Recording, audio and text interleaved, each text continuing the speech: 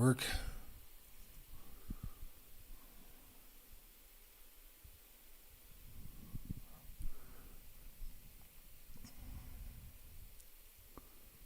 What's going on?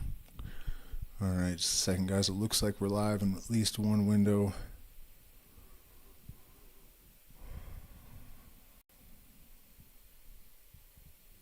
Yep, okay. But is the vertical going to work?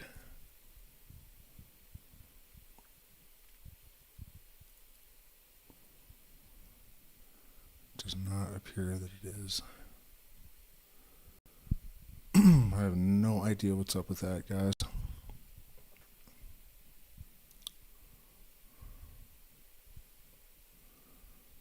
It's not happening. So let me just hide that real quick. All right, so yeah, 13 years ago, I unwittingly ghosted Bob Weir from the Grateful Dead. My guitar teacher, Vernon had set it up for me, and his wife had called me and told me that I had to come to the jam the next week because someone important was coming to see me, and there is kind of a legitimate reason why I didn't go, and I'm going to get into that story eventually. But that's the short version. The long version actually goes all the way back to my childhood. Really kind of starts at the beginning of my life. So this story is a lot more than just a missed opportunity. And for me, yeah, it's rough. But there's a lot more to it than that. We're going to get into intuition. Basically, I was guided my entire life from childhood by this sort of intuitive voice. And we're going to talk about that because when this last puzzle piece fell into place, it really recontextualized a lot of things in my entire life. I mean, it's really remarkable what one little detail can do to you.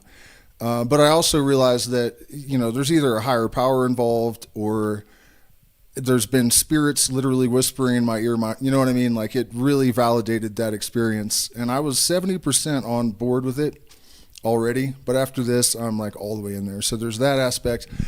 And then also the actual childhood traumas that influenced me to behave in the way that I did at the time. So I guess let's start at the beginning. When I was a really little kid, I had this like intuitive voice that would tell me things that, looking back, I realized don't make any sense for a child to be thinking. And mostly this had to do with like profound spiritual knowledge.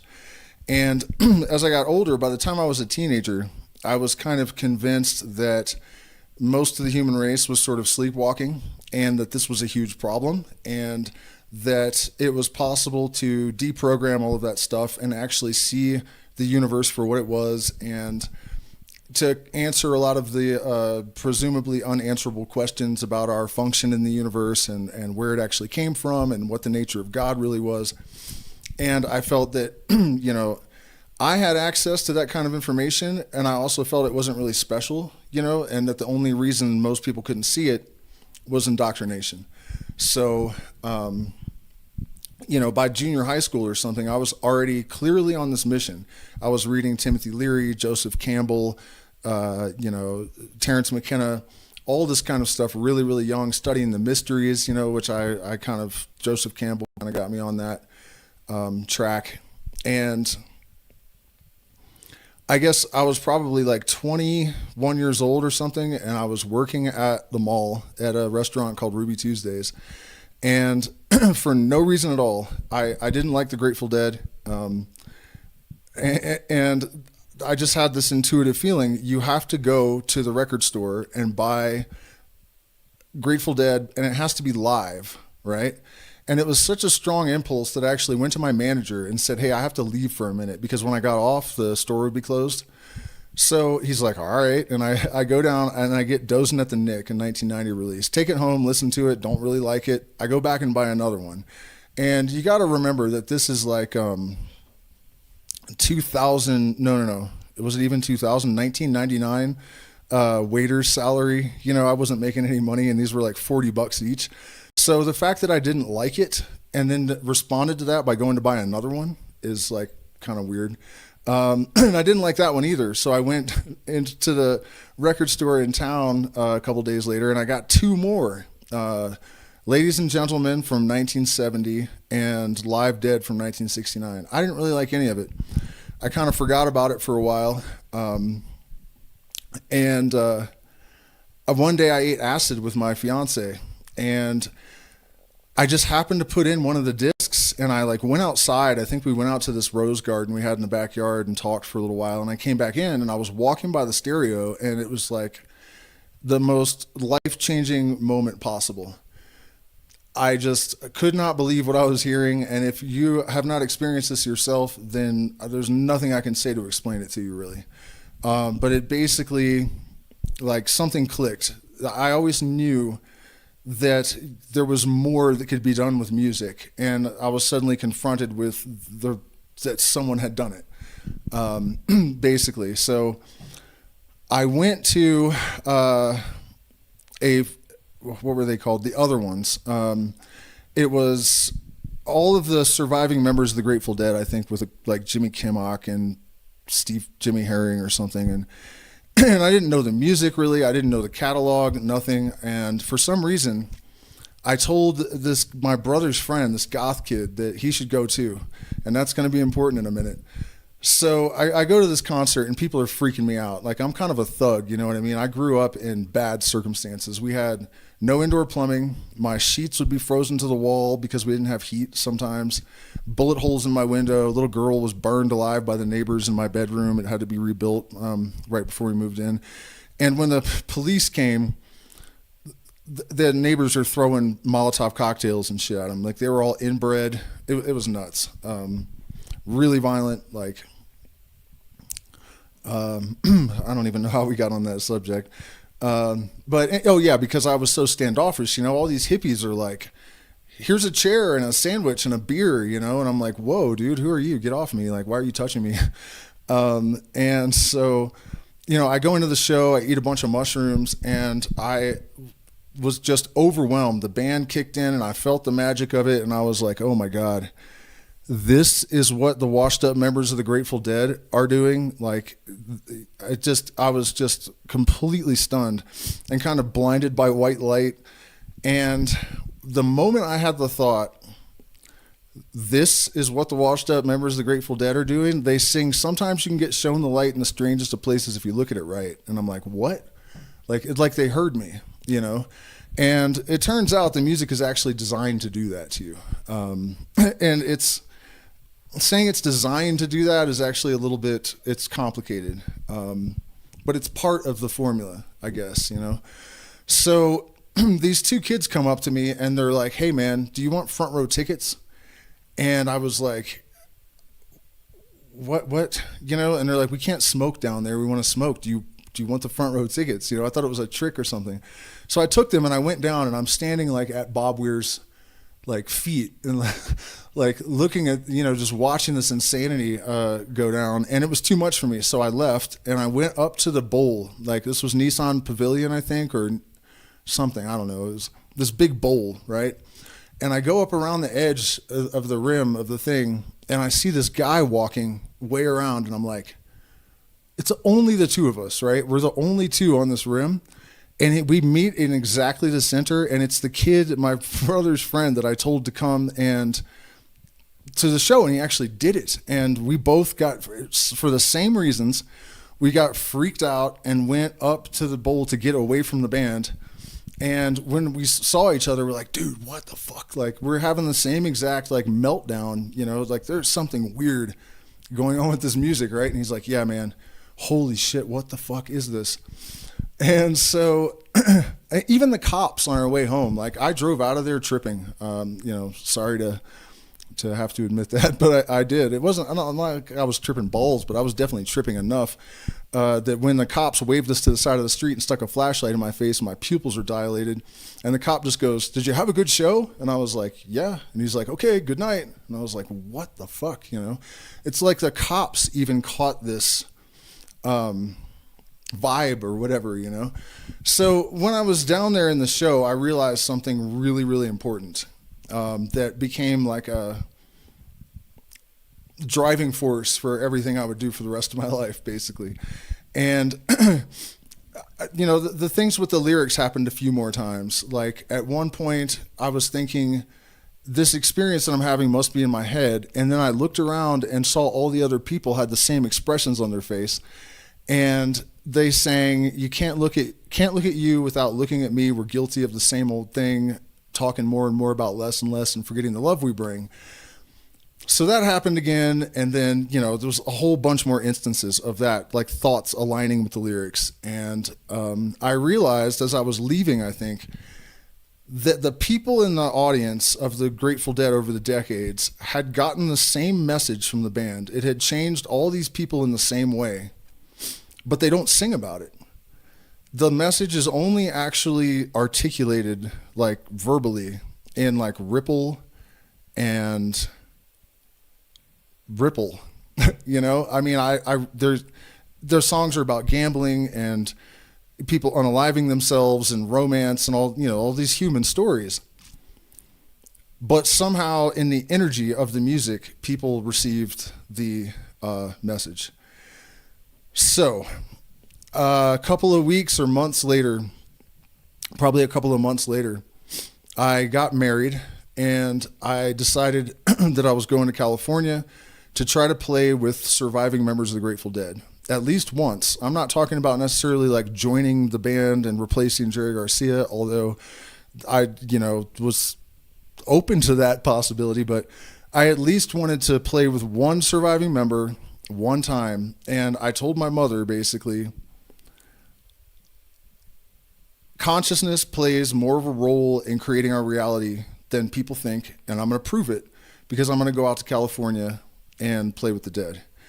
And of course, she's like, whatever, you're an idiot and you're on drugs. And now we're going to talk a little bit before we go any further about the influences that led me to be so self-sabotaging and why I didn't remember. I guess I did skip a bunch of stuff in the story. So I'll fill that in now, right? First of all, my mom had narcissistic personality disorder, and I've done a ton of research on this recently. Not only is one of the main characteristics of the type of abuse that you suffer from a person like that self-esteem annihilation, like they do it on purpose, basically, like one of their sole goal in life, basically, is to destroy your self-esteem and keep you codependent to the devouring mother thing as well, right? So I had that really, really bad, and recently I figured out that one of the main reasons I was doing this at all was to prove something to my mother, because I figured out really early on that she couldn't believe in me because she thought she couldn't produce anything that was actually worth anything. Because I came from her, that automatically means I must be shit too. So if I've got some crazy wild dream, there's no way in hell it's actually going to happen, because if I'm her kid, then I'm a piece of shit too, right? So I wasn't just trying to prove something to her for myself. I was trying to prove to her that she actually wasn't a piece of shit.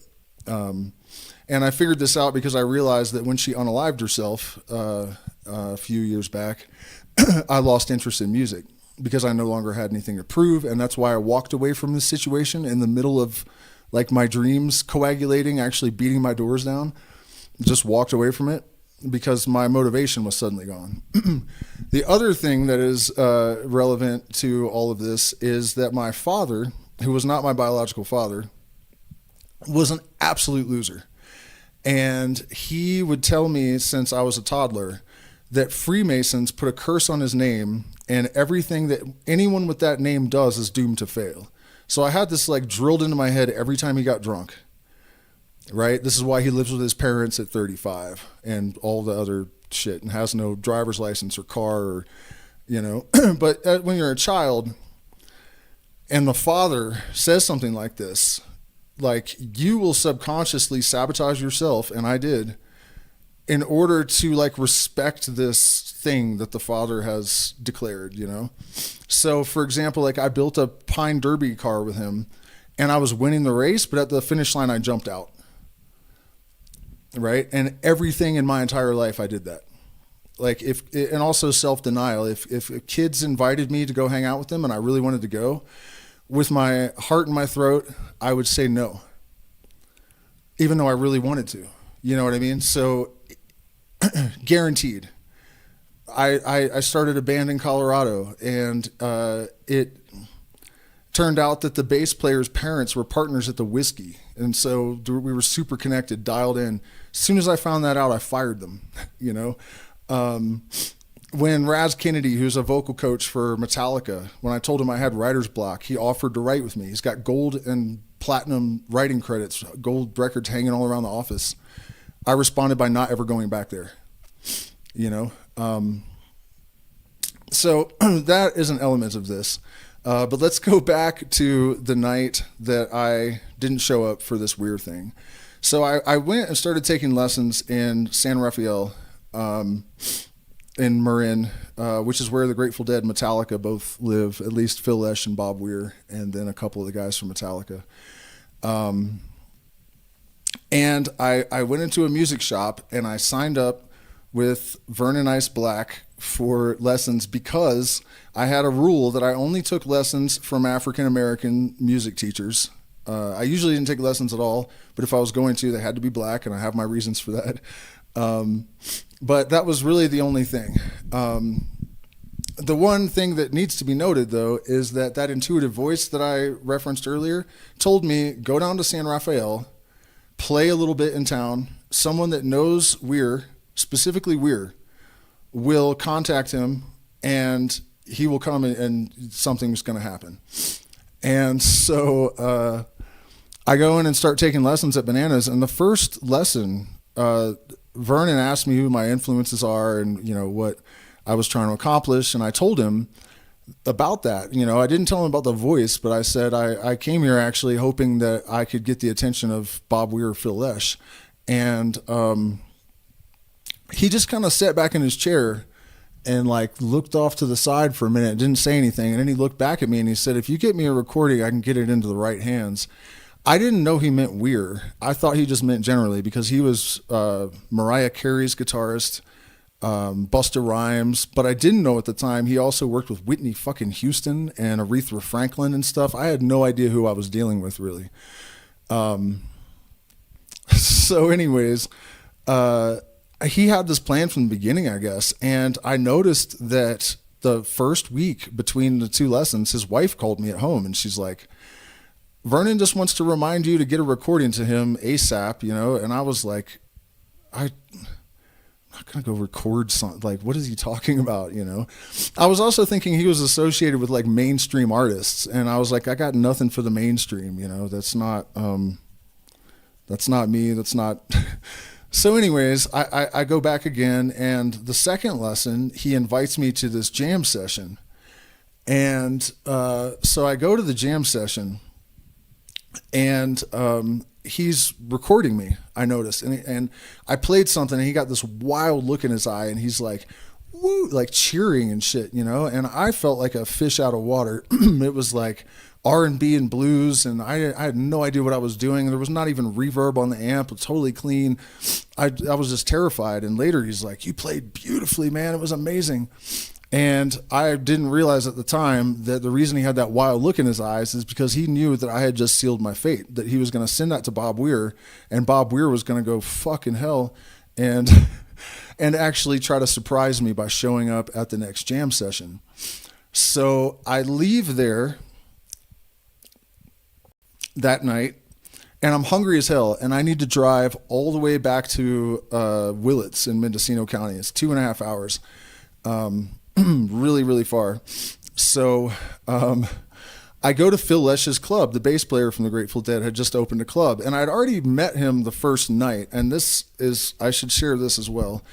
I hadn't even moved into my house yet, right? I had gone out to California to try to, you know, get tangled up in the Grateful Dead inner circle somehow.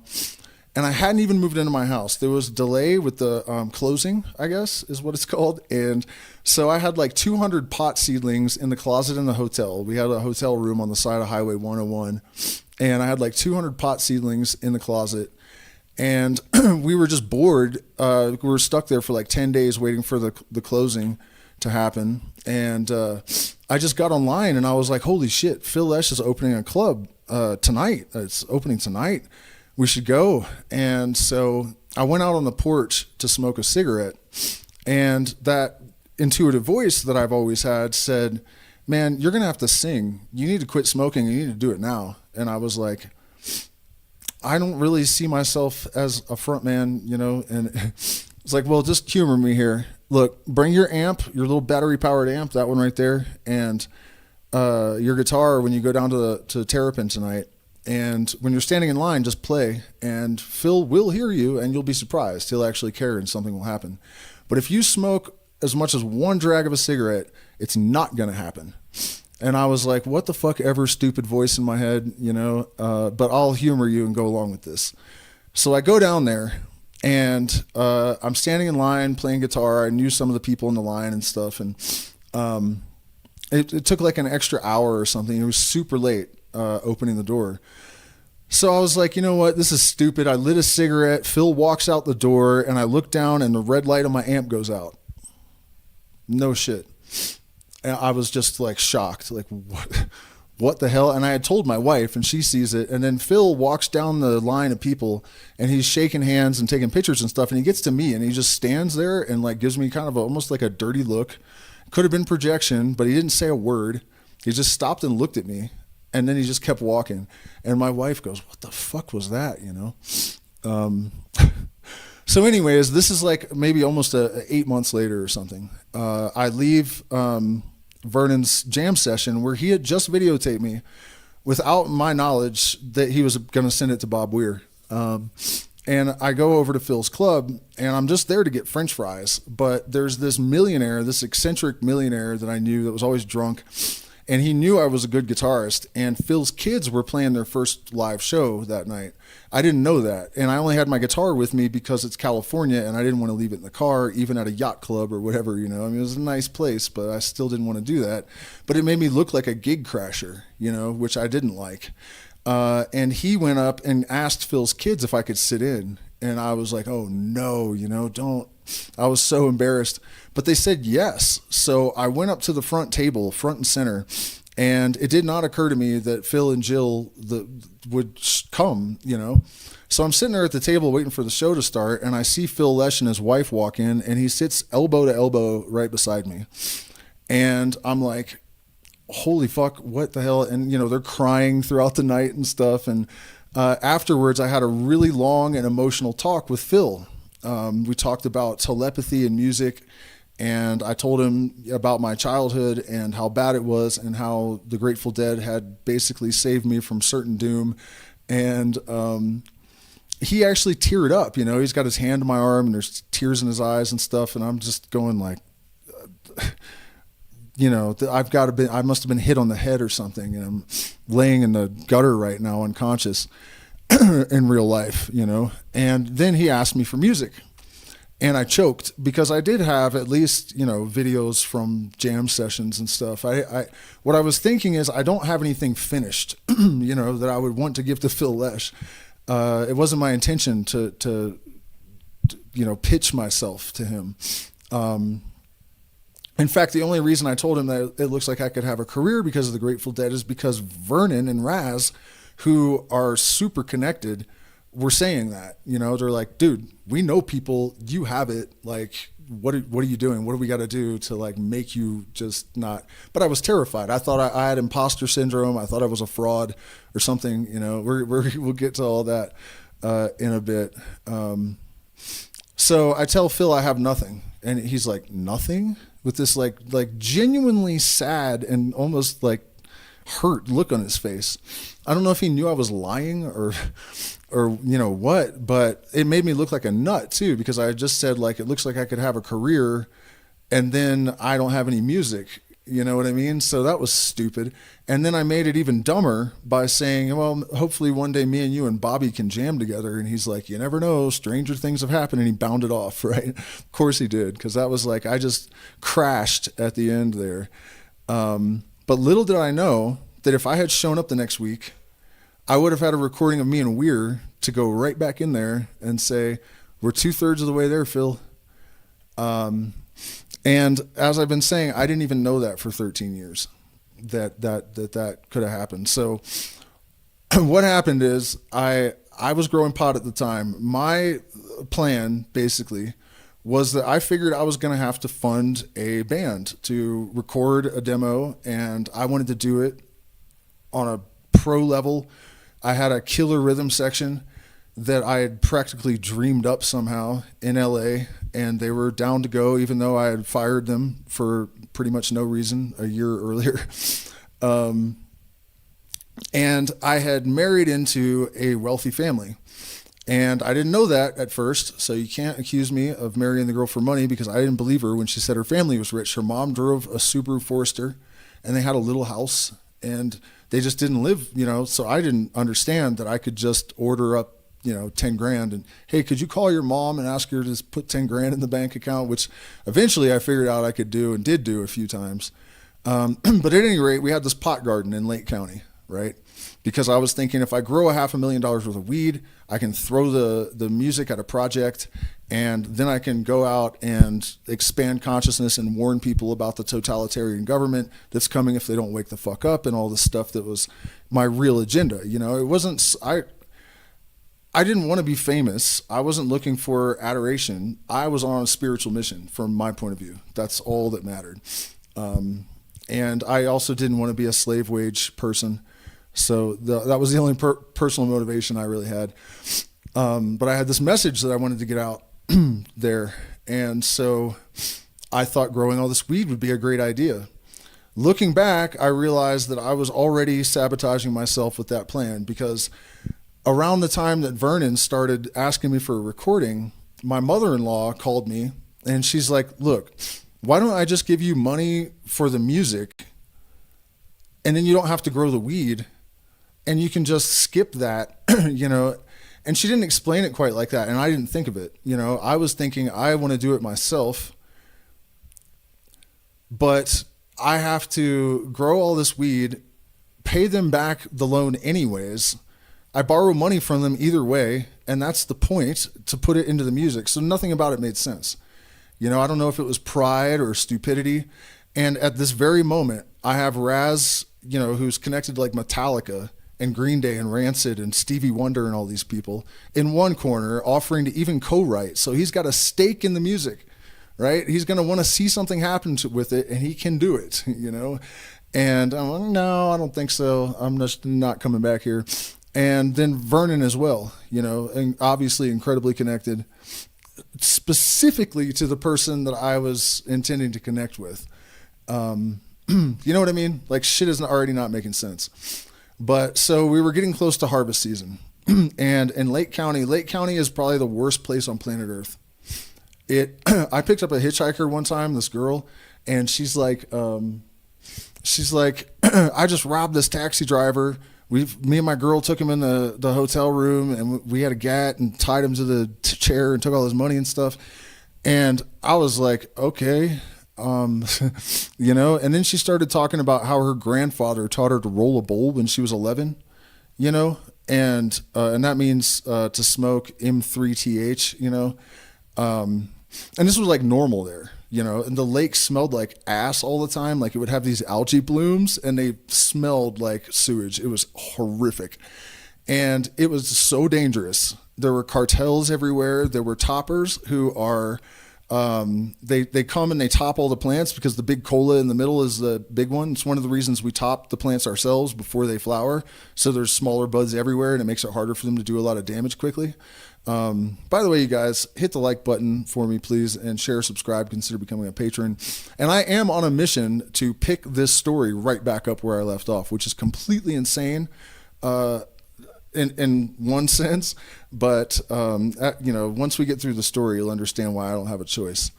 So anyways, toppers, right? But they had, guys would have bulletproof vests, night vision goggles. One of our neighbors got raided, and they had like 13 machine guns, 44 handguns, 3 hand grenades, night vision goggles, bulletproof vests, like tweaker fucking assault task force, because they made so much money from robbing people. So, and by the way, I had no idea it was like that when I moved out there. I was thinking it's a bunch of hippies growing weed. I'm going to be with my people. We'll be all conscious. And, no, man. Nope. Nope. I was sleeping in a cot because I couldn't have a gun at the grow with two pit bulls on either side or one in the cot with me, which sucked, and a machete because that's all I could do. And we were right on the highway. So I had like a 15 or 18 foot fence or something, the tallest boards I could get. And obviously people knew what it was. So a couple of days before this jam session down in Marin, where Bob Weir had been arranged to come, like I said, if you're just dialing in, his wife called me and they didn't tell me who it was, I think for security reasons. Vernon didn't know me that well, and I guess that's all I can think. Either that or they just thought it would be cool to surprise me with something that insane. But yeah, I intuitively I knew who it was. I did. But I also, the other side of my brain was telling me that's completely stupid. Of course, that would never happen. So anyways, a couple nights before I was supposed to go, maybe even the night before, I noticed this little white Celica pull up and park right past our driveway. And I was like, oh shit, we're being staked out by toppers.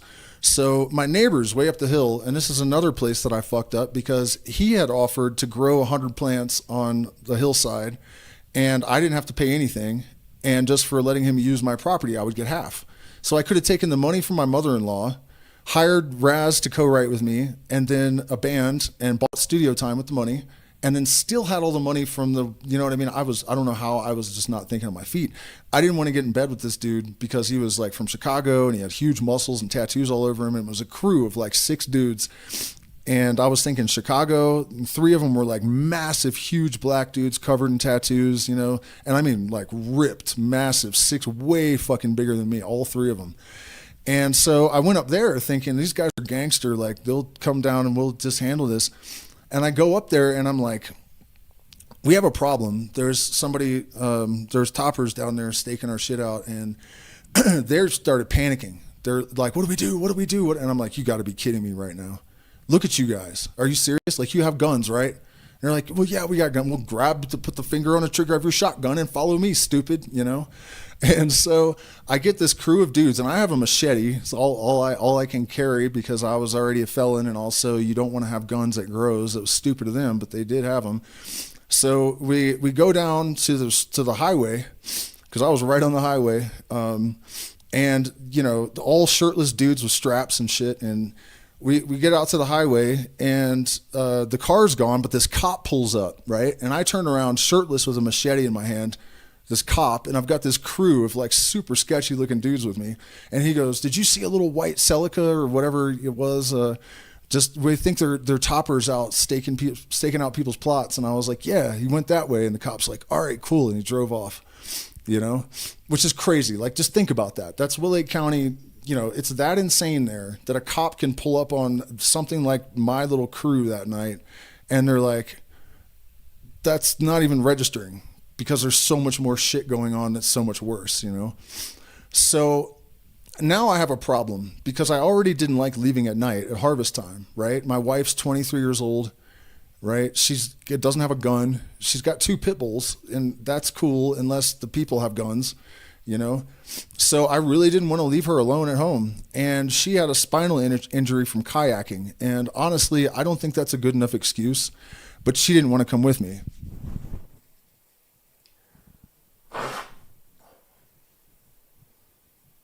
So on top of that, even though I'm suspicious that it's Weir, I didn't really want to leave the garden alone either, even if I could take her with me. So I was like tripping out, people have been staking us out. The neighbors are a bunch of pussies. I thought at least they were gangsters and they would be able to hold the fort down if I left. But now I'm thinking like, no, they're not. Probably they're going to hide under their couch or something if something happens. So, I was tripping out about that. And the craziest part is, though, that my mind started doing some editing, right? Earlier, I alluded to the self-sabotaging complex that I had and how I jumped out of the Pine Derby car right as it was going to win and all that sort of thing.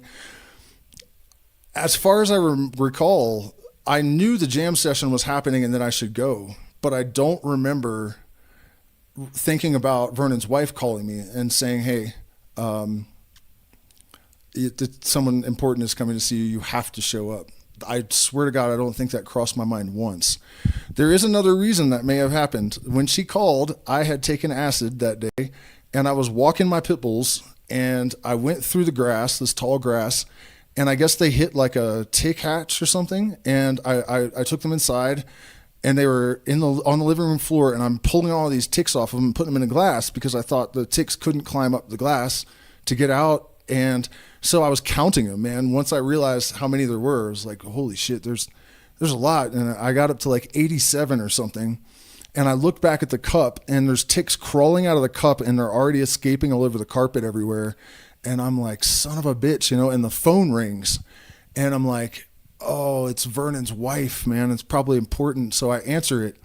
And she tells me this, and I'm just like half paying attention, and like, she's like, "Are you all right?" I'm like, well, there's ticks everywhere and I'm tripping. Like I just told her, it was like, there's ticks everywhere and I'm tripping. She's like, okay. But I think she called a second time to try to make sure that it got through. So the next day I go down to Bananas, which is the music store where I was taking these lessons from Vernon. And as soon as I walk in the door, this kid that worked there that was kind of close to Vernon, immediately when he saw me, he's like, "Where the fuck were you last night?" Bob Weir showed up and sat in with Vernon's students. And then he just turned around and walked away because he knew, I think, that Vernon had set this up for me and I didn't show up. And he was probably just almost as pissed off as Vernon. And of course, I feel absolutely horrible now because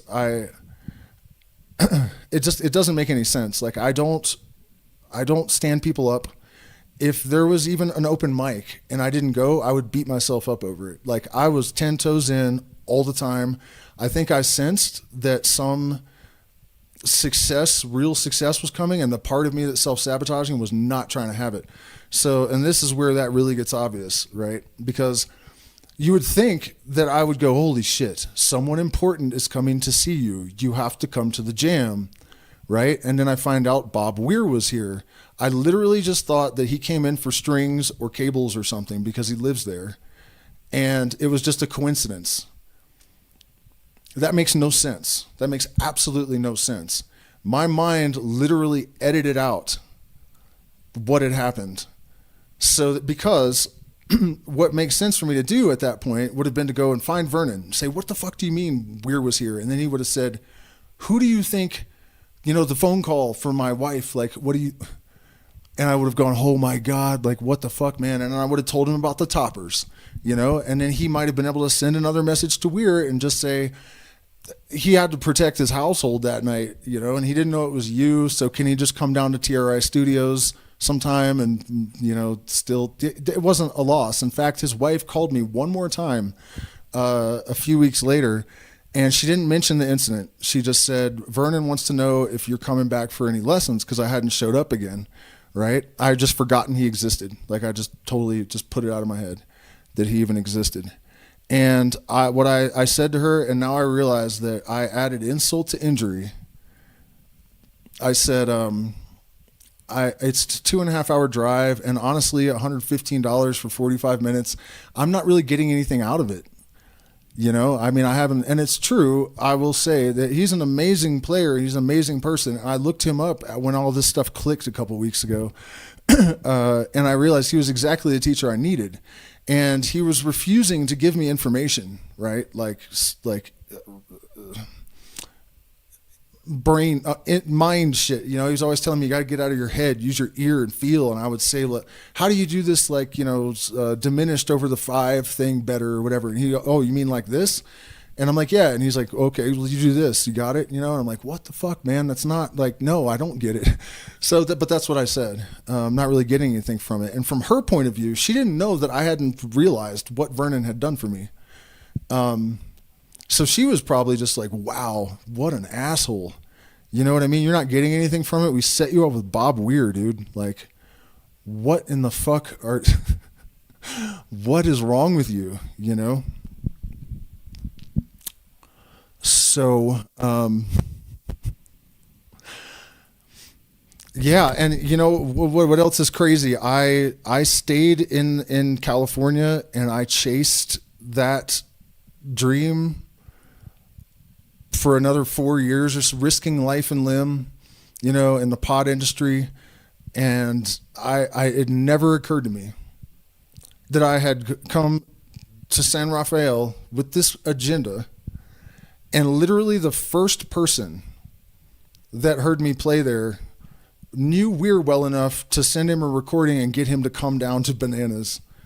And that's what I was thinking. Literally, specifically Weir, a person that knew him would hear me and get it and connect us. And that's, you know, what this intuitive voice had told me 10 years earlier or whatever. You know, so it didn't click somehow until just a couple of weeks ago. And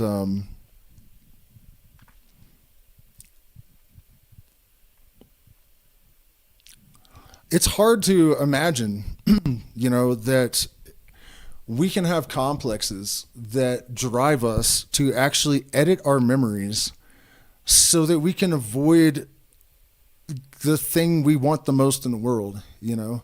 For me to have crawled out of this ghetto with bullet holes in my window and no indoor plumbing and no heating and teenage parents, you know, with 7th grade educations, and come up with this crazy ass idea and then go out to California. And yeah, I was in California for almost a year when all this happened, but I met Phil Lesh before I even moved into my house. Like immediately upon arrival, I've had like a 10-minute teary conversation with one of the people that I was hoping to cross paths with, you know. And then once I have this idea to go down to Marin and play around San Rafael, you know, the conversation with Phil happened right away, and the meeting with Weir would have happened after interacting with one fucking person. There earlier in the stream when I was talking about how there are either higher powers involved or intuition is much more powerful than our culture gives it credit for being, like, there's just no way that this stuff just randomly happened. You know what I mean? It is so specific what my intentions were, and there was no swing and a miss. I just went right into the circuitry, you know. I guess I haven't even looked at the chat. Do I smoke 420? No, I don't ever smoke weed anymore, really. I ate an edible the other day, and it ruined my night, basically. Yeah. So there's a ton more to this story that I wanted to share, but it's really hard to make it a coherent narrative, you know, because the pieces don't connect that way. You know, they connect across decades and like through a circuitous. It's not a straight shot.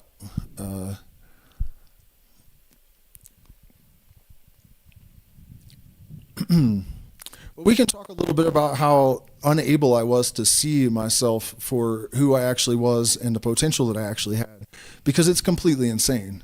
Looking back on it, that's one of the things this did for me, because when I thought that I had just missed Weir because of a random connection possibility, you know what I mean?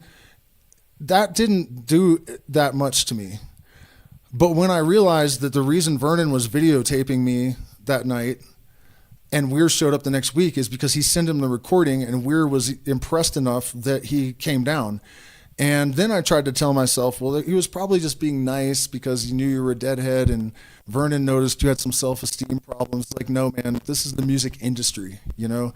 I once gave Vernon a care package worth like $500, and when the lesson was over, he's like, that'll be $115. You know what I mean? Like, and I'm not knocking him for that at all. Like, that's, you know, just life, and that's just what it is. But, you know what I mean? So when that hit me, suddenly all this other shit from my entire life like came into focus.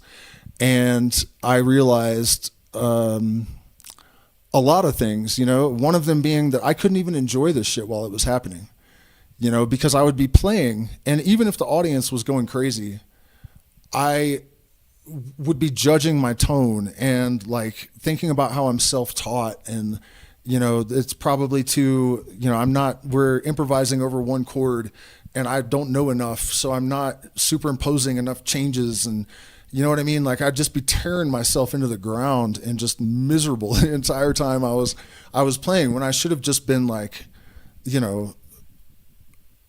eating it up and so, and then all the evidence that I was presented with of this, right? The first show that I ever did with a band, well, a good band, I guess, at the Summit in Durango, Colorado. We weren't even playing Grateful Dead music.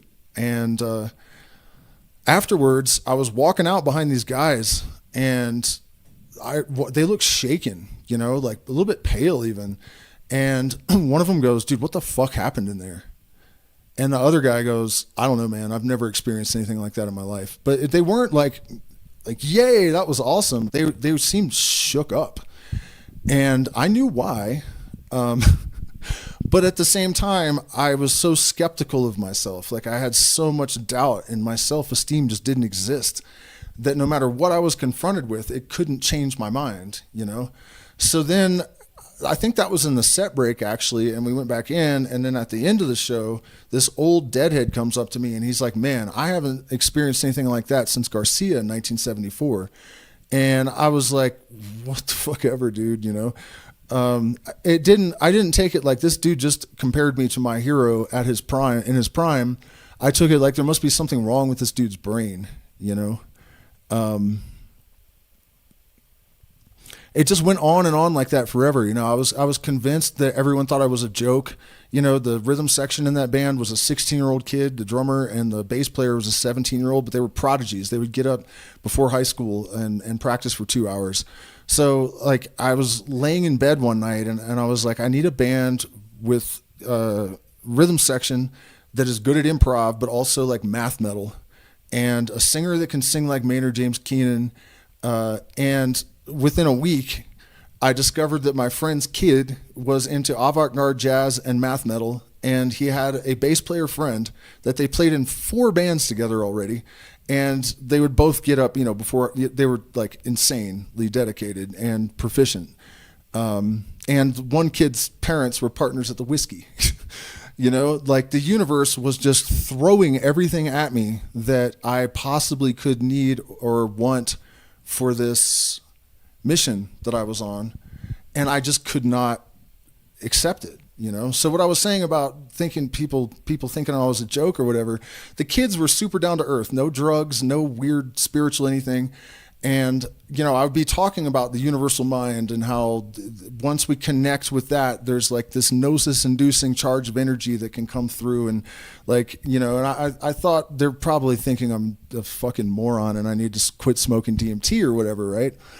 So I walk up behind them at one of the shows and they don't know I'm there. And the singer is saying like, "Man, sometimes when he's improvising, there's like some kind of like electricity or something." Or no, he said there's some kind of thing that happened. And the 16-year-old drummer goes, "Yeah, it's like some weird electricity or something."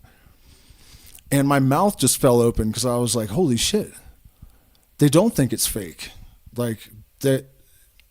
But it still didn't, it's like, as soon as I heard that, I had this moment of like jaw dropping and like, what they know about this? They also think it's real. I just went right back, like fell into that old habitual pattern, and it just did not matter what happened. So let's fast forward. It gets even worse. It gets even worse and even weirder, right? So maybe like 4 or 5 years after this situation kind of fell apart or whatever, I was living in the Redwoods in a place called Brook Trails in Mendocino County, and I was kind of having an existential crisis. I was sitting at home and thinking, "Man, you're a joke. Like, you just need to like go get a job or something." You're not going to be an avatar for whatever universal mind was puppeting the Grateful Dead. That's not like, it's just some like acid casualty fantasy or something.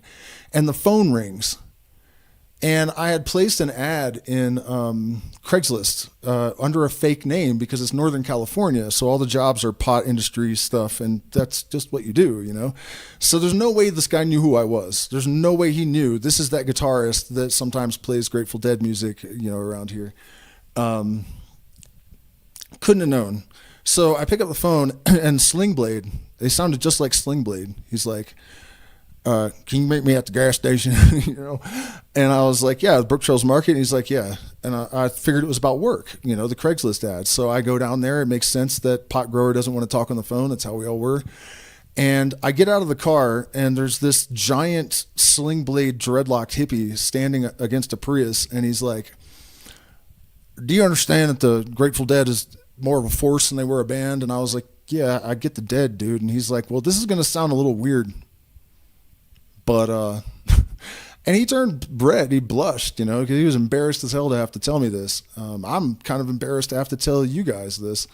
But he starts telling me basically that him and his wife ate a 10 strip of acid and they encountered this 10-foot skeleton that smoked a corncob pipe, and that he thinks it's this Hopi entity that is basically Hopi Hermes, like music and magic. And I knew about the Skeleton Man, and I'd seen it myself before in the clouds one time. In fact, when I was looking at it, and it was just clouds shaped like a skeleton reclining, this hippie walks by me. It was at a Fish concert, and without even looking up, he just looks at me, and he goes, yeah, it's been here for hours. I was like, what the fuck? So anyways, this guy says this shit about this skeleton, and he's like, I call him Mr. Mojo. And he told me when I saw your ad, like his voice was in my mind, and he said, call that guy and tell him that the thing that puppeted the Grateful Dead for all those years has been roaming the earth since Garcia died, looking for a new avatar. You are going to have a band that's going to have a 9-month incubation period, just like a child. And at the end of that 9 months, you'll know this is real because you'll be playing with people that are in the inner circle of the Grateful Dead. And 9 months later, we did a show with Jay Lane, who is now in Dead & Company, right? So there was a lot more to it. Like, it gave me all these rules and stuff. It was like, you got to watch your shit in public. Don't smoke or drink alcohol. 10 days later, I did a gig at a campground with a country rock band, and I had a bottle of whiskey in one hand and a cigarette in the other, and I turned around, and there was this group of little kids looking at me like I was Slash, and I heard the Skeleton Man's message, and I'm like, oh my God, you know? So I go home, and I'm trying to stay sane, you know, and I'm just like, okay, whatever that was, you know, sometimes there are coincidences that just are just weird, you know?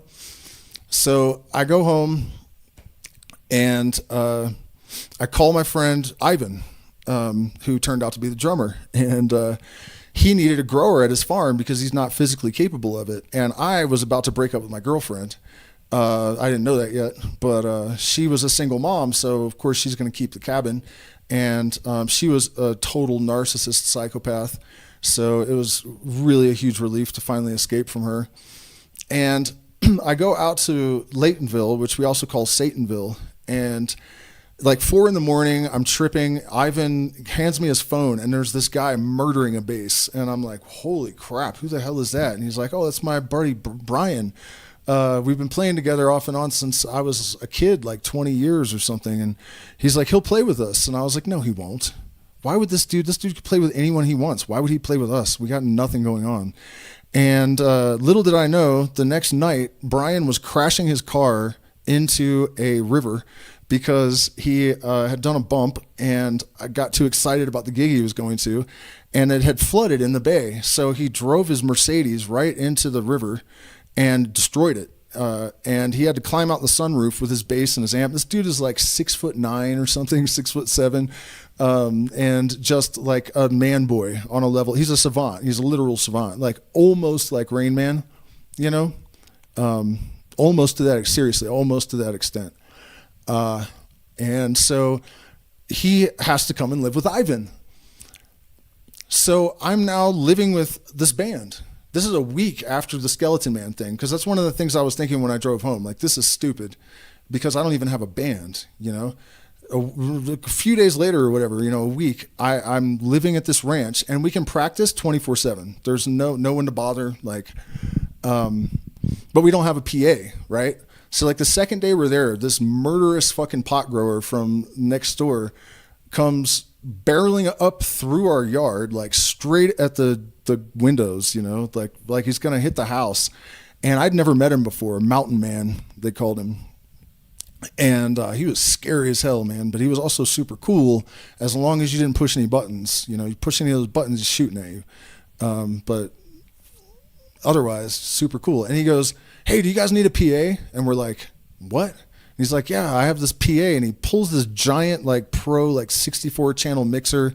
And he's got microphones and monitors and mains and shit. And that's enough to put on a big show, basically. You know, and we had not asked for shit. We hadn't told anyone that we needed anything. And so we start rehearsing all the time. This, you know, I'm growing the pot. I'm paying all the bills. I'm paying for all the food for the entire band. Like, you know, I was like, man, this is it. We're going fucking full bore. And because Brian's a savant, like he literally would go over the same measure of music 150 times in one night or whatever, you know, like we would fine tooth comb everything to death. And so we started playing out, and one of our third gig or something, we were leaving Shaughneke's, and this girl, who was a, silk, you know, they hang from the silk things and flop around, aerial artist or something. We're walking out, and remember that my goal was to do what the Grateful Dead had done, right? To elevate consciousness through music without preaching. But I also was still thinking, like, you probably are stupid and you don't even know if this is real or not. So, you know what I mean? Like, I wasn't really expecting it to happen. But then we're leaving Shawnee one night, and this girl stops us, Brian and I. And remember, I told Brian this, but he'd never experienced it. So he's kind of on the fence as to whether I'm nuts or not. And I keep almost saying her name. She probably wouldn't care, but it's hard to remember not to do that. And she says, can I tell you guys what you taught me about music tonight? And we're like, sure. And Brian hella had a crush on her, so he was, you know, all about listening to this. And she went on for like 10 minutes, and it was amazing. Like, she described the mechanics of how it works and everything. And she's like, when, you know, musicians play and there's a certain sort of group gestalt that happens, I'm not going to do as good of a job as she did, but there's a sort of collective mind that is established, and everyone is temporarily raised up to the level of the, you know, whoever has the highest consciousness in the room, and they drop back down, but they're left a little bit higher than they were before. And, you know, and Brian and I are just like, holy shit, what the hell? You know, she wasn't on acid. She didn't know anything about the Grateful Dead. She had like a Misfits tattoo. So there's no way she was like familiar with the culture and had heard this shit and was repeating it, you know? So that was a real shocker. She re-enters our story in quite incredible fashion pretty soon too. So I go in the same bar, like, I don't know, a week later or something. And actually, there's one other thing I should say. So what she was talking about how everyone rises to the consciousness of, you know, whoever's the highest in the room, it doesn't necessarily have to be the band. If there's a Buddha in the room, in the audience, then it's going to be that guy. But it's entrainment, you know. She didn't have the word, but it's entrainment. And something about... Anyways, let's just keep going with this because other people are going to continue to explain it to me.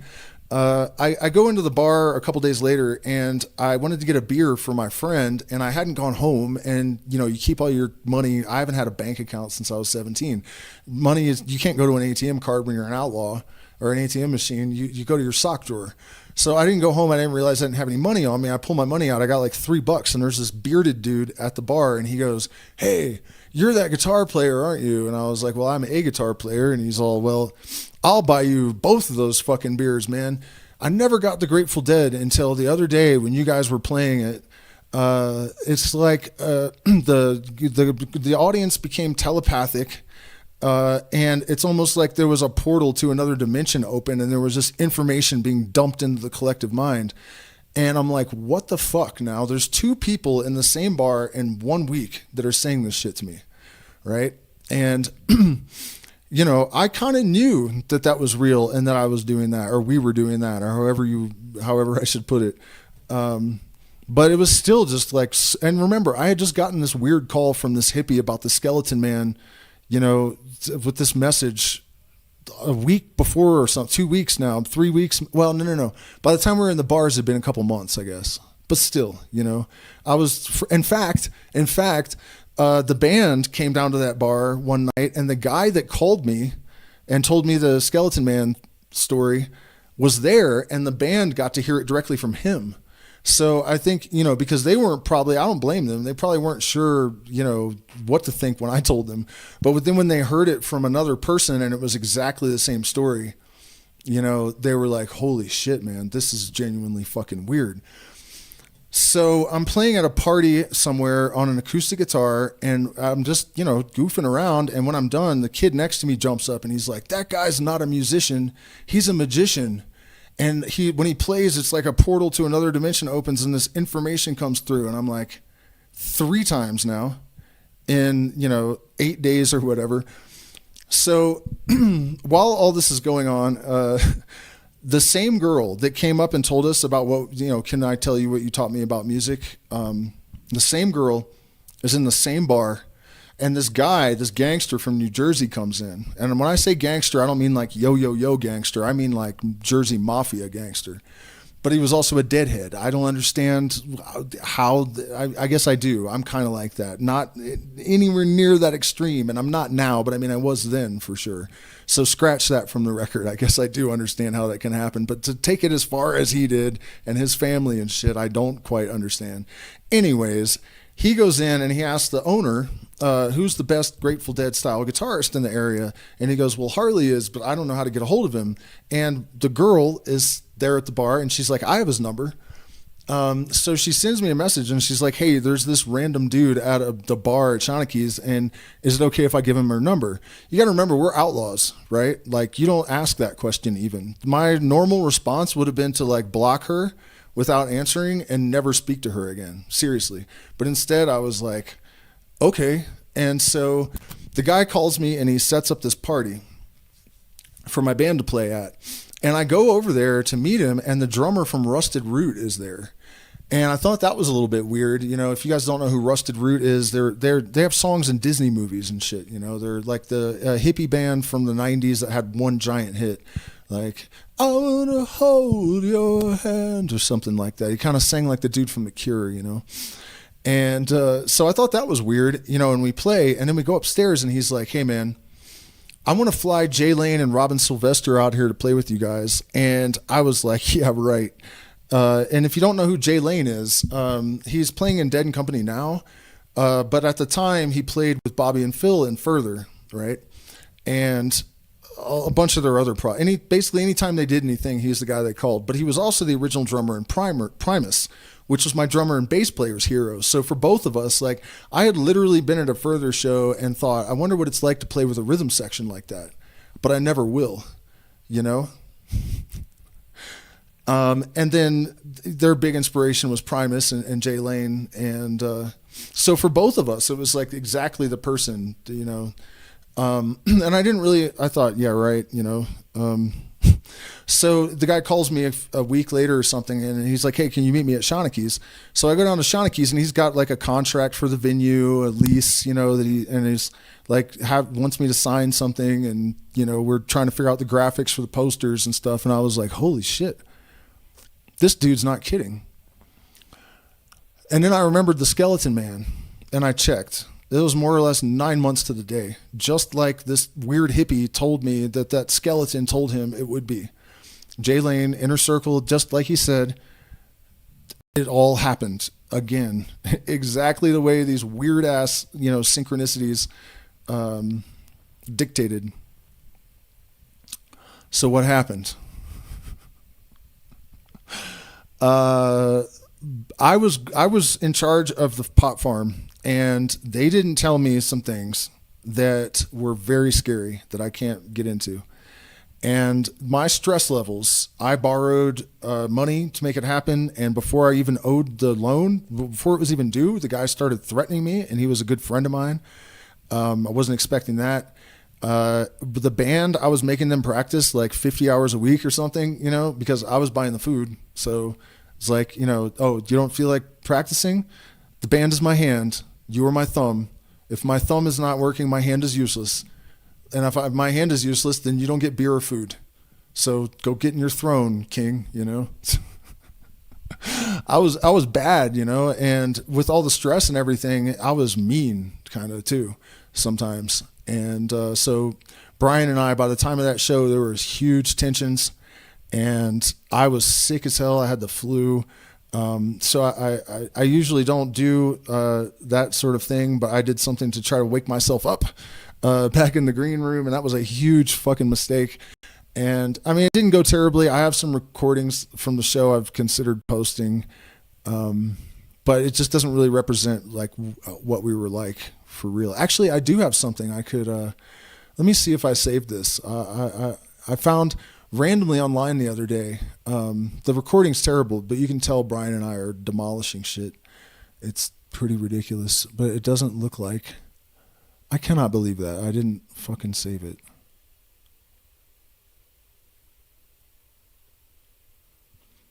I had a whole video that I was going to play of clips from back then, to give you guys an idea of what I was like at the time. Definitely nowhere near that level anymore. I wish I had known that I was at that level at the time, but I literally, you know, I watched recordings of it now and I'm like, holy shit, no wonder Weir showed up. But at the time, if I watched recordings of myself, I couldn't even hear them the way they actually are. You know, my self-esteem was so fucked that I thought I was uglier than I was. Like, I was surprised at how I looked, you know. I was like, wait a minute, I was actually a decent looking guy. What the fuck? I thought I was a troll. What the hell? You know? But what was I saying about this? Okay, so yeah, so shortly after this, like, we needed a break, right? So I went to Ecuador. My mom called me. I hadn't spoken to her in 8 years.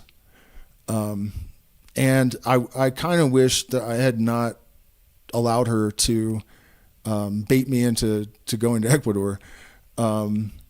Because while I was there, she provoked a huge fight and then immediately unalived herself afterwards. And she had been telling me since I was a toddler that, you know, she would basically like complain about being a single mom and how it was too hard and that she was going to have to unalive herself. And she would like spell the word like SUIC as if that would soften the blow. And I was a smart kid. I was reading on an 11th grade level when I was in second grade. You know, my IQ is pretty retarded, or the opposite of that, I guess. And you know what I mean? Like, I was way, way, way beyond my years. And I understood fully that she was saying, like, I need to unalive myself because you're a burden. And so my first attempt, I was in class with a pair of scissors trying to cut through my wrist after listening to my mom say this stuff in the parking lot that morning. You know what I mean? She had a good heart in certain contexts. But if you were me, when you're the child of a narcissist, oftentimes you can have there's a golden child and a black sheep, right? But I was both. And my brother just didn't exist or something. He got almost none of it. But yeah, it was not a good position to be in.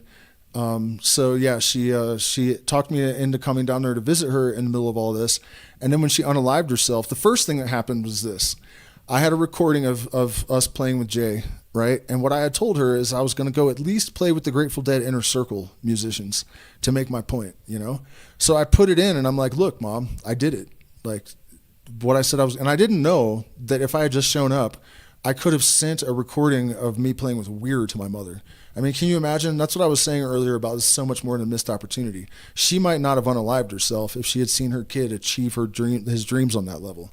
You know, I mean, there's just so much. Like, even if he had only played a couple songs with me and I never heard from him again, I still would have gone on to succeed because I would have believed in my intuition and myself, and it would have undone so much damage. And then all my doubters and haters that had told me I was, you know what I mean? Like that is so shitty that there's no reason really that I actually did the thing that I said I was going to do, but I didn't show up to like reap the, you know what I mean? It's just fucked. But I did at least have that. And I played it for her and she just looked pissed. Like she just was like, And she said, I guess I can't really tell if it's good because it's not my style of music.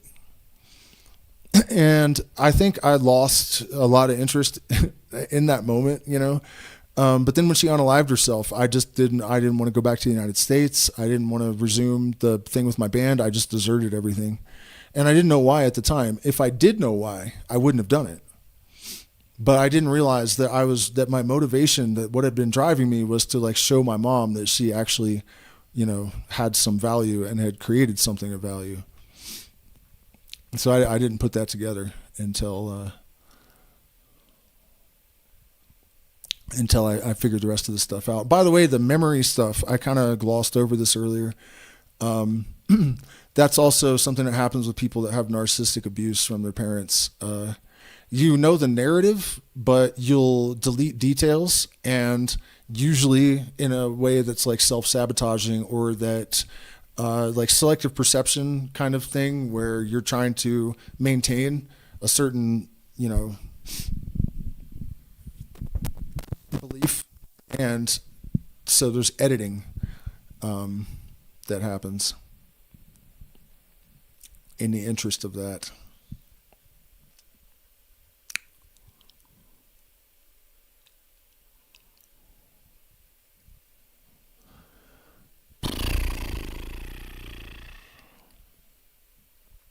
So there's a little bit more to this story that's actually kind of interesting. I mean, there's a ton more. You know, we could get into all of the things that intuitive voice told me that actually happened, you know, and how I should have trusted it absolutely at that point. Like when it really started to be prominent, I guess, you know, and I had noticed that it didn't seem to ever be wrong or lie. And it never suggested I do anything stupid or crazy. You know, it was always exactly the right thing, you know, and I wasn't even convinced it wasn't just part of my mind. I'm still not, you know, I don't know what the hell it is, but I do know it's real. I do know it's legit. So I was in Colorado and things were getting wild with it, you know? And so I was like, okay, we have to do a big test. We have to do a really big test. And,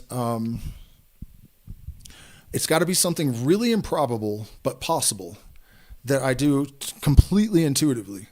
So I was like, I'd like to talk to Danny Carey from Tool, because he's into all the same kind of occult stuff as me. And, you know, just because I need to do something to prove this. So I called a couple of my friends and I told them my plan, and I got in my car and I drove towards California. That was my only direction, that I, you know, just go to California. And I got stuck in Vegas for 3 days. And this is kind of where the element of a higher power comes in, because the timing seemed to be controlled by something other than me. And it was perfect, because I got to LA and I was 3 exits away from where Danny Carey was going to be that night. I didn't know that. My friend called me that I had told what I was doing. And she's like, "Are you in LA?" And I was like, "Yeah." And remember, I had said that I was doing this 4 days ago. She didn't know that we got stuck in Vegas. Like, why'd she wait 4 days to call? You know? So she calls me right when I'm 3 exits away, and she's like, "Where are you exactly?" And I gave her the exit, and she's like, "Oh my God, you're sure as shit going to pull this off." And I was like, "What do you mean?" She's like, "Well, Danny's playing at the Baked Potato tonight at an open mic, and you're 3 exits away, you know?" So I got off. I went to the Baked Potato, pulled up behind it. The owner comes out and he goes, "Danny Carey's going to be here tonight." And I'm like, "What?" You know, like, this is real. And so I go and park my car around, there's like a little brick wall and like a lower parking lot. And I get my little amp, that one, and I'm playing 46 and 2. And Danny Carey walks by and he looks over and like kind of grins, blushes a little bit, like, "Look at this retard."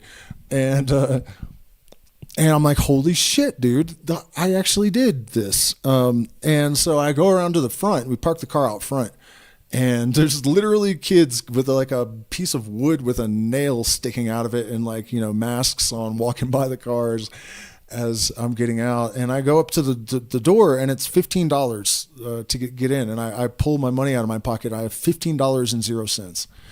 So I go in and we go through the thing, and then Danny's putting his snare in his van. And it was weird because he just had like a soccer mom minivan and like these really normal women with him and stuff.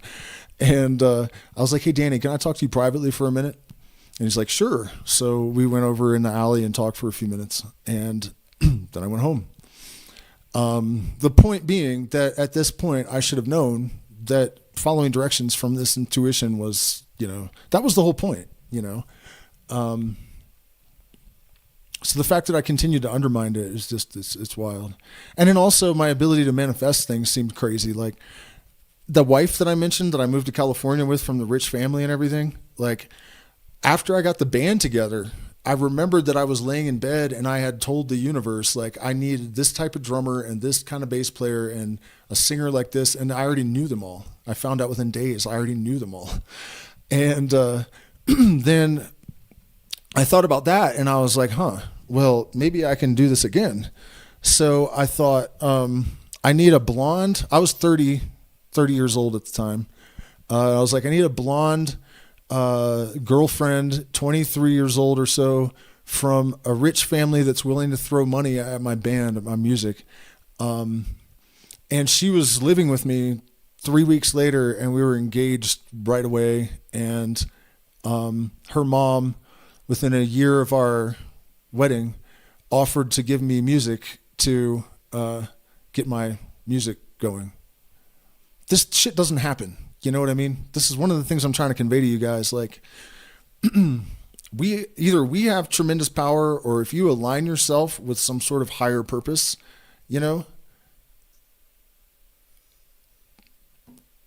there's no way this shit was all coincidence. Another thing that happened right around this time, I was wanting to understand the Dead's music better, and I told my wife, I wish Dark Star Orchestra, who was at the time the world's greatest Grateful Dead cover band, would have like a school where they taught classes, right? Like 10 days later, my wife just hands me her phone and she has an ad for this Dark Star Orchestra high school that they had never done before and have never done again. And I was like, dude, I don't have 10 grand for this. And she's like, Mom, can I have $10,000? And she's like, sure, honey. So next thing you know, I'm on a plane to this school to go and learn about Grateful Dead music with Dark Star Orchestra for a week or whatever it was. And Donna, the backup singer from the Grateful Dead, was there. The guy that they hired to follow them around and write everything down was there too. I can't remember his name. But it gets even weirder than that. Like, every time I saw Dark Star Orchestra, I always used to think, when am I going to see them play Dark Star? Oh, actually, let's rewind a little bit. This was my introduction to this music, actually. I heard of a festival called All Good in Spotsylvania. And I went there. I didn't know what it was even. It was advertised as a bluegrass festival because it was like a redneck place and they didn't want to attract attention, I think. And I didn't even know why I was going. I didn't know any of the bands. I didn't really like bluegrass. But something just told me that I needed to go. So I started to notice something was weird when we were pulling up because there were hippie vans everywhere and way too many people and stuff. And I was like, this is not a bluegrass festival. And I had never seen anything like it. This was in Virginia. And this is way before all the other stories, by the way. This is how I got turned on to this kind of music, I guess. Or maybe it was right after the first concert that I went to with the other ones.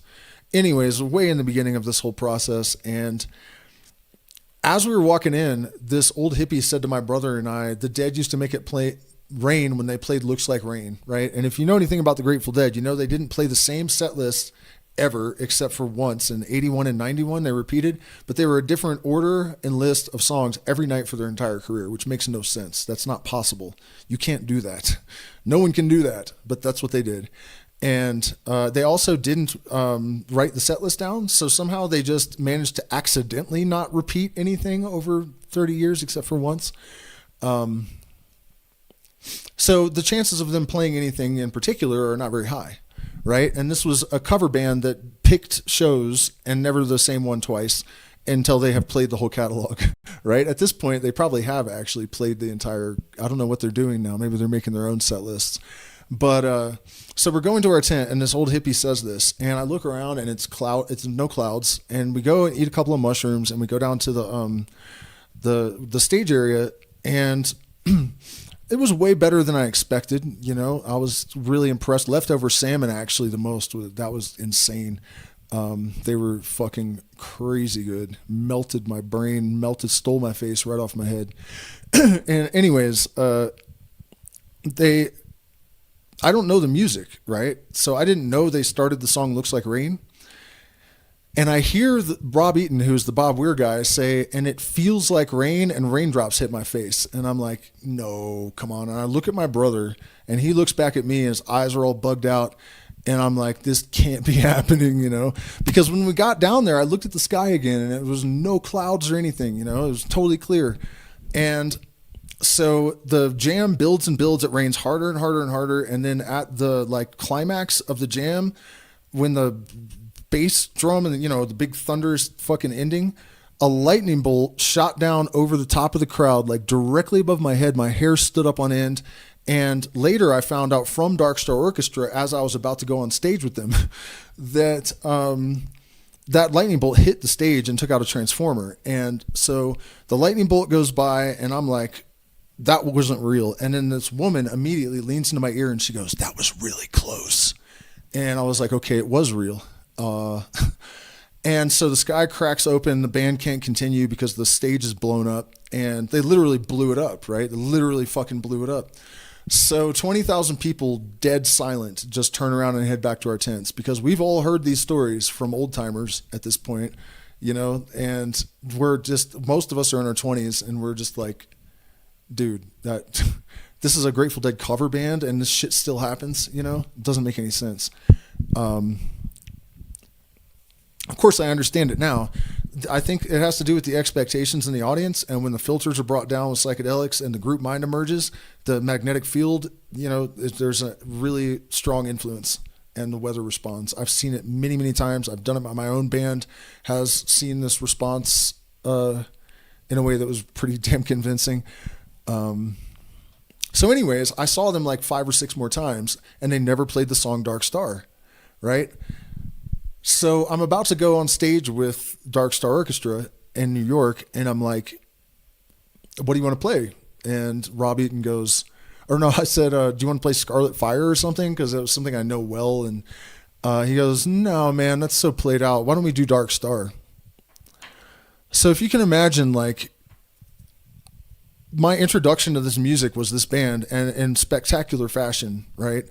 And then I see them all these times, and they never play this one song. And then I find out the first time I'm going to hear them play it, I'm going to be on stage, and Donna Jean Godchow, who watched the sunrise from the top of the Great Pyramid on acid with Jerry Garcia, fucking is sitting in the front row, you know?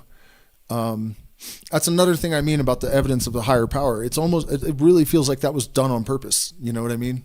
Like there was a point to me never seeing them do Dark Star until I was, and the band picked the song. I didn't do it. He did it.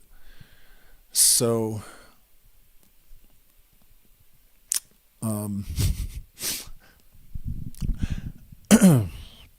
and that's, you know, another aspect of this, you guys. I could go on like this forever. Like, I have so many stories.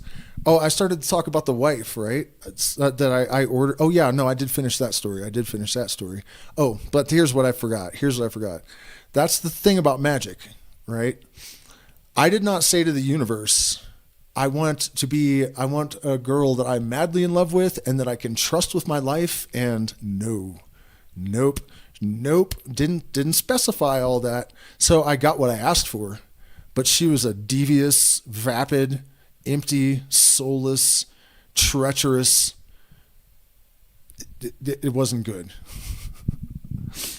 You know, you be careful what you wish for. It doesn't mean don't wish for things that you want. It means that you better be highly fucking specific about it, you know? And I think that was part of the formula for my success, is that I was really specific about what I was trying to do and who I was trying to meet, and you know what I mean?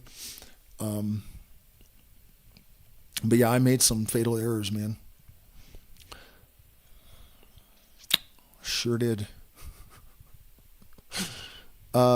So present day, I guess I'm getting tired, so I'm going to have to, there was so much more that I was going to, share tonight, but we have lots of time, I guess, in the future, and I have to do more streams. So, so you want to know what happened? 5-MeO DMT repairs, it strengthens dendritic spines. And the other night, my partner and I had decided to eat mushrooms, and they're really, really strong. They're called natalensis. 2.5 to 3 times as strong as cubensis. Don't make you sick. Better visuals. Good mood. They're just wonderful. And I ate way more of them, intending to go way down the rabbit hole this time. But they barely worked. And I had brought some bufo for no reason. I don't do that normally. And when they didn't work, I just took a small puff of the bufo. And as soon as it wore off, out of nowhere, I went, oh my God. Vernon set that up for me. It wasn't a fucking coincidence. You fucking moron. Like, how could you not? It was crazy, man. It was completely crazy that all of this stuff just congealed all of a sudden. You know, there is one other thing I missed that I have to offer now before I keep doing this, but this is the last thing. Right before Phil Lesh died, 2 days before, right? A couple of things happened. The first thing that happened is I'd always been looking for like really good transcriptions of like peak Dead and Fish shows, because there were little bits of this shit that I hadn't quite figured out that I needed to understand, right? And my music, by the way, doesn't sound anything like them. It's not about that. You can use the mechanics of it, but you know, the music I write, I have like a reggae metal song and a song that's like Tool but a little bit heavier, and like a Pink Floyd kind of sounding song, and nothing like the Grateful Dead at all. But I still needed to know the mechanics, you know, as well as I can. And so I found these 2 transcriptions. This guy, 4 transcriptions, had just posted that were exactly what I'd always wanted. And it was my son's birthday. So I go downstairs and I'm like, I feel like it's my birthday, because I just got those transcriptions that I've always wanted. And I went back upstairs and I looked at one of the dates of the transcriptions, and it was May 16th, which is my birthday. You know, and I was like, huh, that's odd. So I think actually it was probably the day before or a couple days before that I had started playing guitar like 6 hours a day again. All of a sudden out of nowhere. Like, I pretty much quit since my mom unalived herself. You know, I mean, I played a little bit here and there if I ate mushrooms or something, and I would do an occasional stream, and you know, but I was not like the monster that I used to be, where I was just, that's all I did and that's all I thought about, and it was my entire identity. You know, and that suddenly started to happen again. So like within a couple of days of that happening, I get these transcriptions, and the next day I start playing all these Phil Lesh songs, which I don't ever do. And I started thinking about how he had taken 15 minutes of his life and, you know, been moved to tears by my story and everything. And like, I got kind of emotional about it, which is also something I don't really do very much. And it was just weird, you know, I was like, why? Turns out he was dying at that moment. And the next day I woke up and I picked up my phone, and the first thing I saw was Phil Lesh RIP. And I was like, holy shit, no way. And I had always had a tremendous amount of regret that Phil asked me for music and I didn't bring him anything. You know, he actually gave me shit about it later once, and I still didn't do it.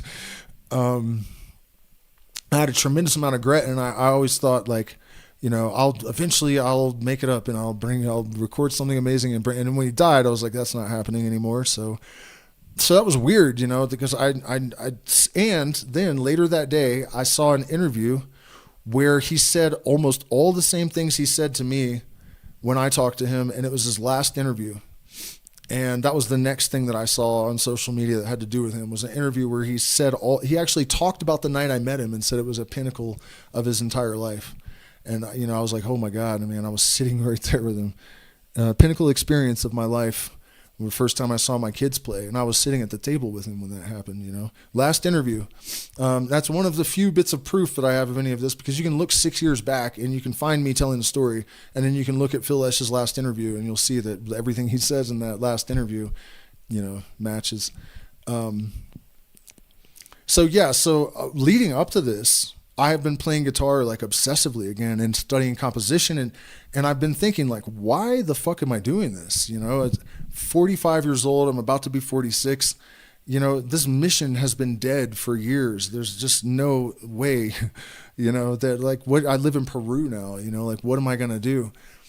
And even having that bufo there to kickstart that, to fix that hole in my memory, it all seems like it was like leading up to this revelation, you know. There was another thing that happened the night before. People were foreshadowing it in the chat, you know, like, how do you deal with regret? And I was like, we're not talking about that right now. What are you asking me this for, you know? And then, do you think you have any holes in your memory? Someone else asked. And I'm like, what? What does that have to do with anything? And then the next day, I'm like buried in regret because of a hole in my memory, to an extent that, like, I mean, it's been grueling. Just like yesterday, I started to get over it, you know? I've basically felt like you would imagine I would have felt if I knew who was there and my car wouldn't start or something, you know? Like, I've felt like that or worse for like 2 weeks, you know. It definitely was brutal as hell to realize, you know, not only that it would have kickstarted a career. I feel like I failed on a spiritual level. You know, if I had gotten really big, I would never keep more than $5 million, and I would give the rest directly to people that I thought were deserving. That was my plan. You know, if I really got big, then a lot of people were going to benefit from it. Getting that message out there, you know, and really even the incident would have gotten me publicity. Like, Bob Weir shows up to jam with some deadhead. Here's the recording on YouTube and shit. Like, you know, there's almost no way. And I with Raz in my corner as well in the Metallica camp and everything, like, there's no way that you know, it was really difficult to process. And then not being able to, realizing I could have sent a video to my mom saying, like, look, this actually happened, you know. But at any rate, then I thought, well, fuck it, you know, I'm not dead. And I would think things like, I'm old. And then I see Weir at the Sphere, and he's 77 or something, you know. And we have 77 views as I say that. You know, he's 77 years old, and it's the second time he's done this to me, because I was going to give up when I was 31 too, because I thought I was old then, you know. And then I went in and saw Further that night, and he was singing better than he ever had in his life, and he's like, you know, 65 at that point or something. And I was like, son of a bitch, man.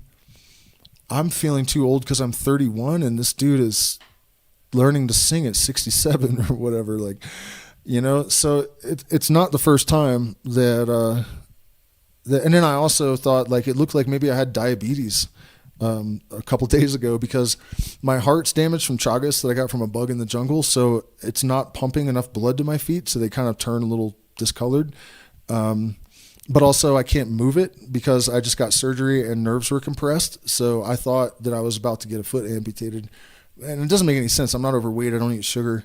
But I was using that too. I was like, oh, I have health problems. And it's like, oh, you mean like the diabetic coma that Jerry Garcia went into when he was your age and then had to learn to walk? You know what I mean? Like, you got no excuses, dude. So that's where I'm at now. You know, I'm playing all the time. I'm trying to get my old chops back, trying to rebuild my voice. And my intention is that I'm going to start a campaign that I'm going to continue until either me or Weir is belly up, where I'm going to try to convince him to let me sit in somewhere or drop by TRI and make this fucking nightmare up, you know. And of course, at the time when this originally happened, The Dead wasn't touring. Rat Dog was on hiatus. He had just opened TRI Studios in his hometown, and I'd just seen an interview right before this happened where he said he was looking for Bay Area talent, and I was exactly in his genre, sort of the best guy. Duh, you know, it sucks, man. It sucks I'm tired of talking about this, I think.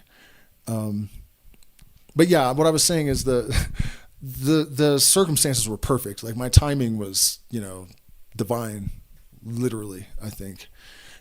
And now, of course, it's a whole different bag of chips. This was before the Dead's 50th reunion was so huge. It was before Dead and Company was so massive.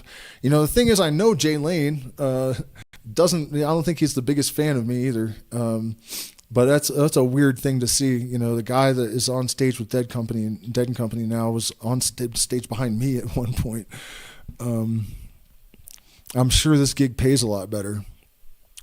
But yeah, the point is that the chances of pulling this off now are even more improbable than they were the first time, but that's not going to stop me.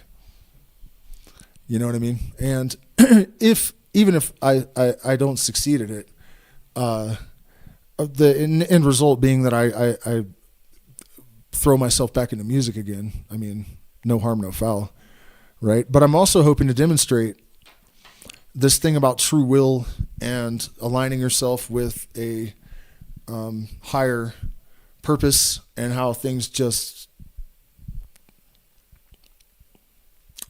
kind of turn into like a fever dream or something, you know. At least for me, that's how it went. And I do have some concerns that 13 years ago, there was still time to help people become aware before the totalitarian regime sunk its claws into the United States. And I'm not saying that I single-handedly would have stopped that, but I would have made it harder. And I would have inspired a lot of people, other people, you know. Over 13 years, that's a long time to be out there with blowing the bugle reviel, trying to mobilize motherfuckers, you know. So I do wonder, like, maybe I won't receive that kind of assistance anymore because it's too late. We're fucking doomed. You know, I legit think that sometimes, that we are indeed doomed. All right, guys. Well, thank you so much for spending this time with me. I hope it's been entertaining, and I hope that my point really came across, which was that, you know, I'm talking to the light now, and you guys are here. If any of this self-sabotage and self-esteem shit sounds familiar to you, you got to do something about it, you know? Because if I had believed in myself just a fucking tiny iota more, the history would be so different. And, you know, it cost me, like, I came up with what should have been an impossible dream. I moved heaven and hell to put myself in a position to do it. It showed up and I didn't. Mostly because of fucking childhood trauma. You know, pretty much 99% because of that. Like, I almost had it beaten enough, you know, because I did mobilize all of this fucking, you know, momentum. And I was insane. Like, I wasn't scared of anything. You know, I played Red House that I didn't even know very well with Danny Carey from Tool in the room. You know, I was not nervous. The self-sabotage thing is so much deeper than that, you know. Because I thought, you know, maybe some of you guys would be thinking that I sensed that what was happening and I was scared. But no, I wasn't scared. I wasn't scared to, you know, take a machete and go like chase tweakers with guns out of my yard or what, you know what I mean? Like, I was not scared to play guitar in front of Danny Carey. You know, that's not it. That's not it.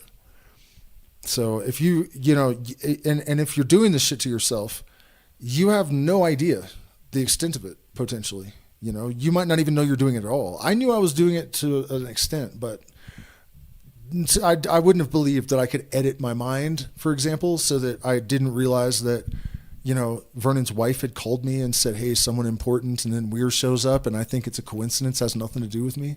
Like, what kind of fucking stupid mental gymnastic? You know what I mean? It doesn't make any sense. So, yeah, that can be super bad. But then also at the same time, man, there's nothing too improbable. There's nothing too impossible, because I routinely set things up that I shouldn't be able to pull off. Like driving straight to Danny Carey and having a conversation with him shouldn't happen.